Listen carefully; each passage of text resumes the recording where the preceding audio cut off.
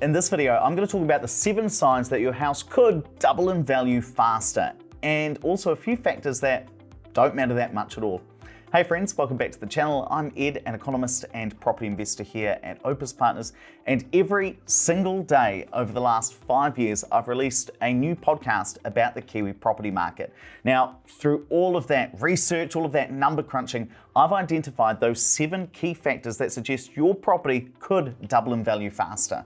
And number 1 is if your property is in the right part of its property cycle. Now, property markets, they tend to work in cycles. They'll go through periods where prices rise rapidly, they start to slow down, they stay the same for a bit, maybe drop back, and then at some point again in the future, they boom again. Now, over the long term, house prices do tend to go up pretty much everywhere. But regions that are in the bottom part of their property cycle, in the right part of their property cycle, they've got more opportunity to go up over the next few years compared to those that are in the wrong part of their property cycle. Now, if I took you back to the year 2000, some of the most undervalued areas in New Zealand were Aotearoa and Queenstown. Now, if you bought the average property in Queenstown and held it over the next 4 years, you would have made significantly more money, about $100,000, $95,000, compared to just buying the average New Zealand property. If I take you to 2004, one of the most undervalued places in New Zealand, South Taranaki district, if you'd bought the average property there compared to the average New Zealand property, you would have made about an extra $60,000. And so what we see time and time again is typically those areas that are in the right part of their property cycle have got that better chance of getting a kickstart to doubling in value compared to ones that are a bit more overvalued. And if you want to see the most undervalued parts of the country at the moment, they're pretty much in Auckland, Wellington City and Christchurch City and a lot of the South Island. The second factor is population growth. Now, when you've got more people moving into a city, you've got more demand for housing.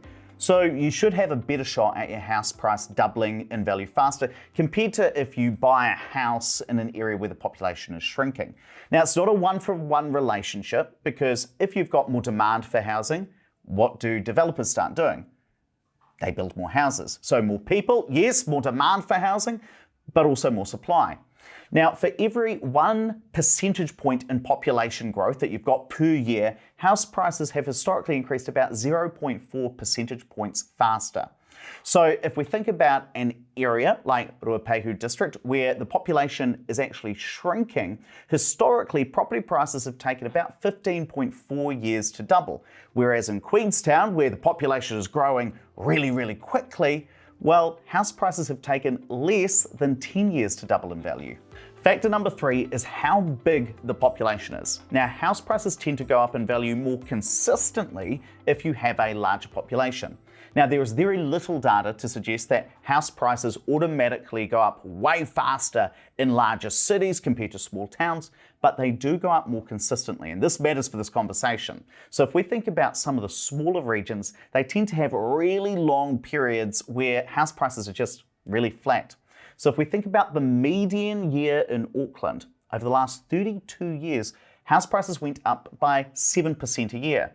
Now, if we think about Manawatu Whanganui, that number is closer to 2%. Now, again, these smaller regions, they have periods of really quick catch-up growth that brings up the average. But by my number crunching, it looks like you've got about an 80% chance that Auckland house prices double over a 15-year period, but only a 60% chance of house prices doubling in Manawatu Whanganui over that same 15-year period. So if you're thinking about what's going to give you a better shot at your house doubling in value, those larger regions can make sense. And if you want to see more videos about the signs your property goes up in value, or maybe signs your property will get a better rental return, make sure you hit the like button. That's how I know whether you want to see more of these types of videos. And yes, it helps the YouTube algorithm too. And while you're there, make sure you hit the subscribe button. We are on our way to growing this community to 50,000 subscribers. The fourth factor is if your house is closer to the center of the city. As a general rule, the closer to the center of the city you are, the faster your house goes up in value.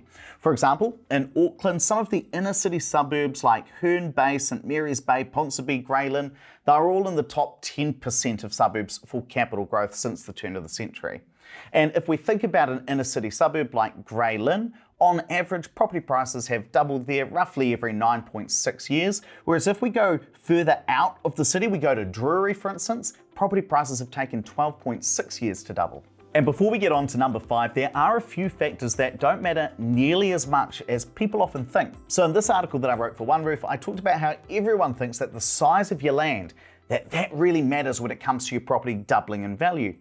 But when you look at the data, it's actually not that clear cut. In fact, sometimes properties with smaller amounts of land have gone up in value faster than those with more land. Very, very surprising. Now, of course, properties with more land tend to be more expensive, but that doesn't mean that they double in value faster.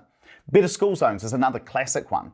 My research shows that, yes, properties in more desirable school zones are more expensive, but that doesn't mean that properties within those desirable school zones double in value more quickly. So when you're thinking about what makes your property a better investment, there is a difference between the factors that make your property increase in value more quickly and the factors that just make your property more expensive. The fifth sign that your property could double in value faster is if it's in a higher end suburb. These properties generally, but not always, increase in value more quickly. And it's not always just because higher end suburbs are typically closer to the centre of the city.